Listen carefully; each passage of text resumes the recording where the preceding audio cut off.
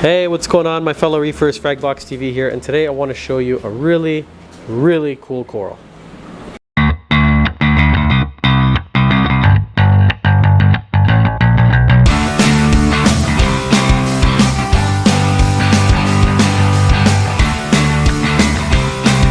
So before I show you this very cool coral, let me show you these. These are some new Pajama Cardinals we just got in, captive bred. Those are kind of cool. But cooler than that, I gotta show you these. They're really small. I don't know if the camera is gonna pick them up. I'll do my best here. But check these out. Oh, let me focus, please. This is why I bought a new camera. Oh, can you see them? These are captive bred Mandarins. So we haven't had these in a long time. They just came in from Norway. They're quite small. But if you're looking to keep a Mandarin, these are the ones that you have a better shot eating frozen food. And we do have live pods for sale here in the store. I'll show you those. But yeah, these are pretty cool. Long time we haven't had those available. So if you're new to the hobby, the prices might seem quite high for some corals. And what dictates the price of coral? Generally, it's going to be color. So you can have something small like this, which is a Raja Rampage Chalice, which is extremely vibrant with this green base, and then surrounded by, you got these nice bright yellow eyes surrounded by that black sort of contrasting thing. That's about $150 Canadian. So they're quite small. Like, we're looking at these, they're maybe the size of a quarter, slightly smaller than a quarter. You can have stuff that's large like this. This is quite a large coral here. This is a colony of mushrooms, but the color is not too spectacular. Something like this sells for about $75, $80 for a piece, 6-7 inches across. So in the coral trade, everything is priced more or less by color. So something can be really small but also crazy expensive. So another example of something like that would be this bounce mushroom over here. It's about golf ball size. This goes for about $400 or $500. And these are really cool here, these Chalice corals, about $300.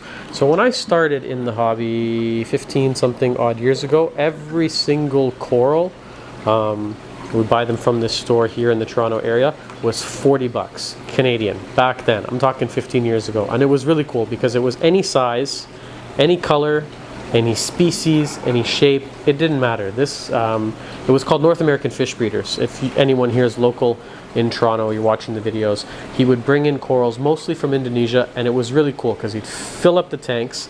We'd form this line outside the door. He'd open up at midnight or 1 a.m. It was like a midnight madness sort of thing. And you'd basically rush into the store like pandemonium, grab your own bags, and bag as fast as you could because the guy next to you is also looking or trying to bag the same one. It was insane. It was a lot of fun. I have so much nostalgia about those days, and the prices were crazy.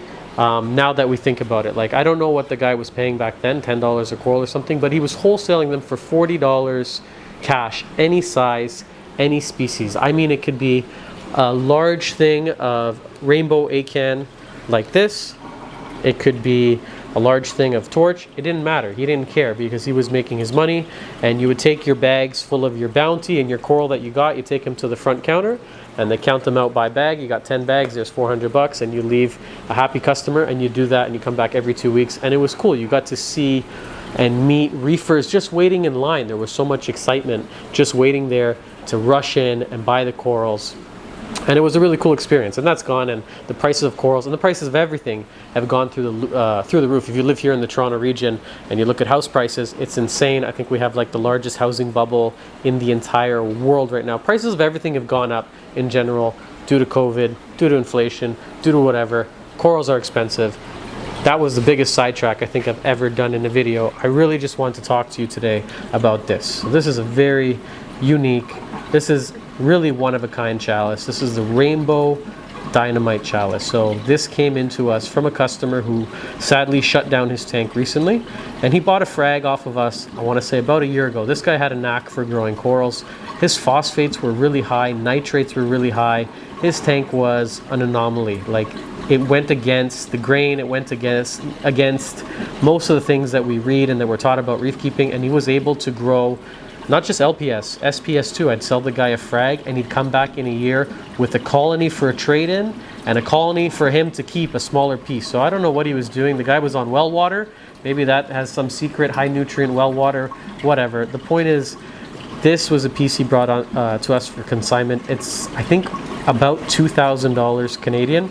And what do you guys think? What is the limit for a coral price? Is that too much? Is this thing worth that sort of money? It's about the size of a tennis ball. It's got more colors than my retina can even process. It's the rainbow Dynamite Chalice. The thing is really a true showpiece. Then you put it under blue light, it's something else. These are other pieces that also came from him. Really amazing acan coral that he grew out from one head.